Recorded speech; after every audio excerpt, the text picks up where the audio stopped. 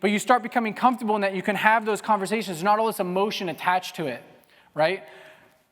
Those people who run their mouth and are very quick to get triggered or very quick to have these big blowouts, a lot of that's coming out of insecurity.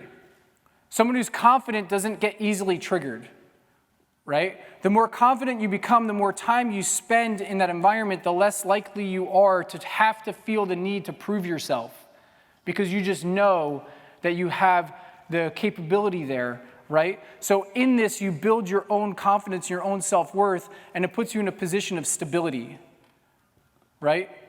People look to leaders for stability. People don't look to leaders that are freaking out and are constantly in like this damage control, freak out emotional response every time something doesn't go their way, right? People want to follow stable, consistent leaders. One aspect of it, just because we're talking about the physical side, is we have to have people who are calm and collected under stress. The only way you do that is by putting yourself in stressful situations and learning how to mitigate that and becoming comfortable in that environment and becoming productive in that environment and not having emotional responses, right? I talk about it that we want to be warriors, not worriers, right? We want to be proactive, not reactive, okay? Now, as far as the spiritual side and the psychological side, again, these are two different ways. They can be very similar in nature.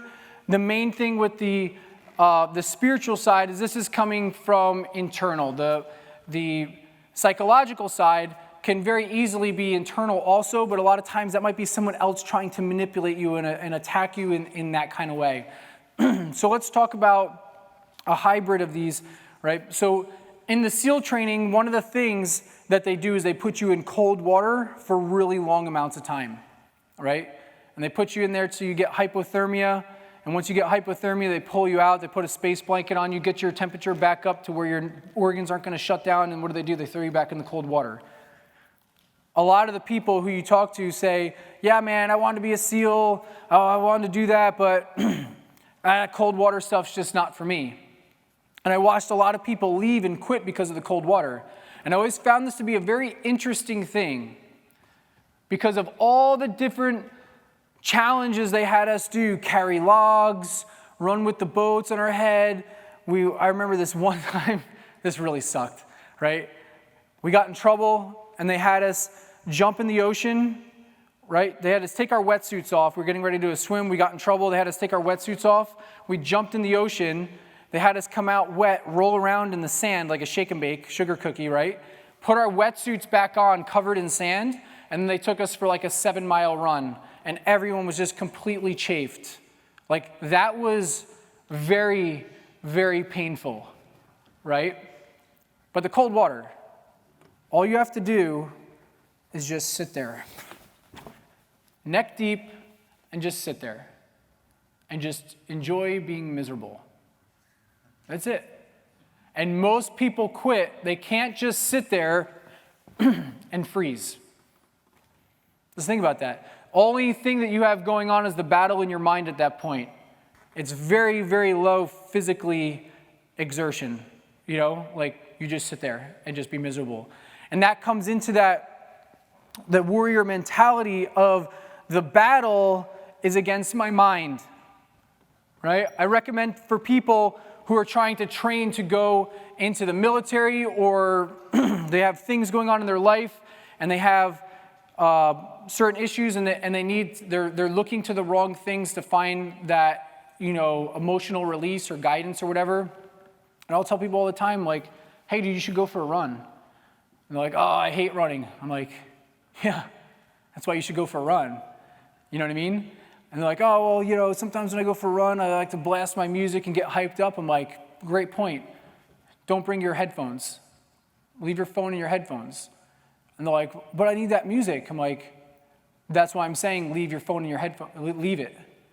Go run, listen to your breath, and listen to all the stuff that's rattling in your mind.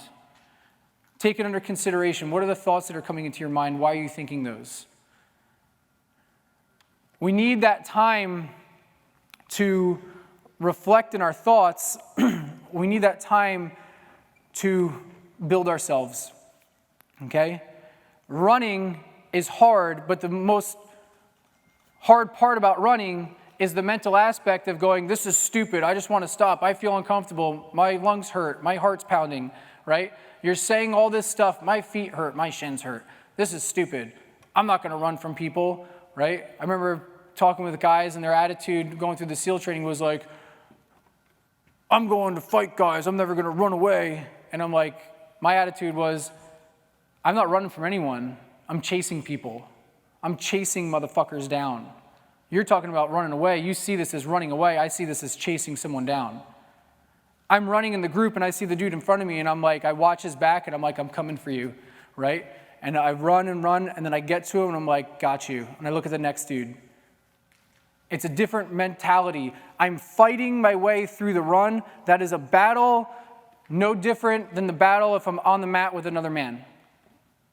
But that battle is with my mind, right? Because everything in my mind is telling me, hey, dude, this is stupid, we should just stop, okay? It's very important for us to have these, because what happens when I don't stop, I then build my own self-worth. So the other day, my buddy Mike's here in the front, he works with us. The other day, we've been running on this isn't for a pity party, but we've been running on 3 to 4 hours of sleep on average for the last month and a half straight because our work schedule has been so crazy, right? And the other day, I said to Mike, I really didn't feel like going for a run, so this is what I did. I said to Mike, I was like, hey dude, yeah man, I'm gonna get up early tomorrow at 5:30 before the clients get here, I'm gonna go for a run. He's like, yeah? I was like, yeah, I'm gonna do that, right? And not that this is a big deal, but this is one of the things I'm saying for you guys, just as something to help you, something you can do. By me saying that, right, to Mike, now what happens is I've now made an obligation for myself, but I've verbalized that obligation.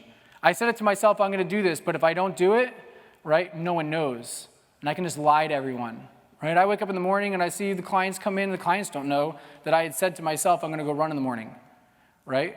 But now what I do is I verbalize it to Mike and go, hey dude, I'm going to run tomorrow. And he's like, yeah? And I'm like, fuck, why'd I tell Mike that? That's what I'm thinking in my head, damn it, But I did it on purpose. So what happens is, in that morning, if I don't run, Mike's going to go, hey, dude, you run this morning? Oh, dude, I just hit snooze. I was so tired from the other day, right? Would he judge me on it? I don't know. But what happens is Mike's going to go, well, Rich said he was going to do it, and he didn't. Did I earn respect or lose respect? Even if it's just a little bit. I lost respect, right? So in this, if I know that Mike lost respect for me, did I gain respect for myself or lose respect for myself? Right? I lost respect. It's important for us to put ourselves in these situations to hold ourselves accountable in this mental fight that we have going on every day. If I say something, I need to follow through and do it. Right? I voice it out and make it public knowledge now that it holds me accountable to do it. And when I hold myself accountable, I build my own self-worth.